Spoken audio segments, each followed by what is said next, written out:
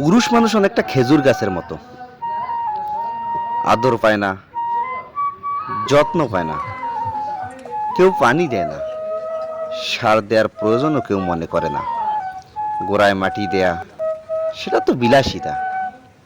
এত কিছুর পরেও তাল গাছ নিজের পায়ের তলার মাটি নিজেই শক্ত করে অযত্ন অবহেলায় বেড়ে ওঠে। বেড়ে ওঠার পর তার কাছে প্রত্যাশা অনেক, তার ফল খুব মিষ্টি, তার রসের জন্য সে কি হাহাকার। তার রসের গুড় চিনির উপকারিতার যেন কোনো শেষ নেই। রসের জন্য তাকে বছরের পর বছর ক্ষতবিক্ষত করা হয়। যতদিন বেঁচে থাকে তাকে কাটা হয়, তার রস এক ফোঁটা করে নিংড়ে বের করা হয়। রস যে 3-4 মাস নেওয়া হয়, তখন সেই গাছে সে কি আদর, সে কি যত্ন।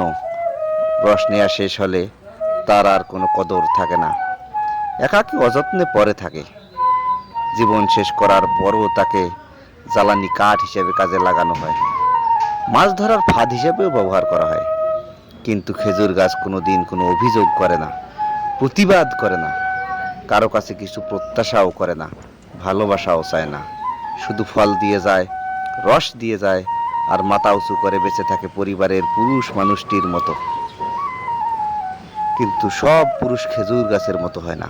খেজুর গাছ সম ওই সব বীর পুরুষদের জানাই বুক ভরা ভালোবাসা, সম্মান, শ্রদ্ধা।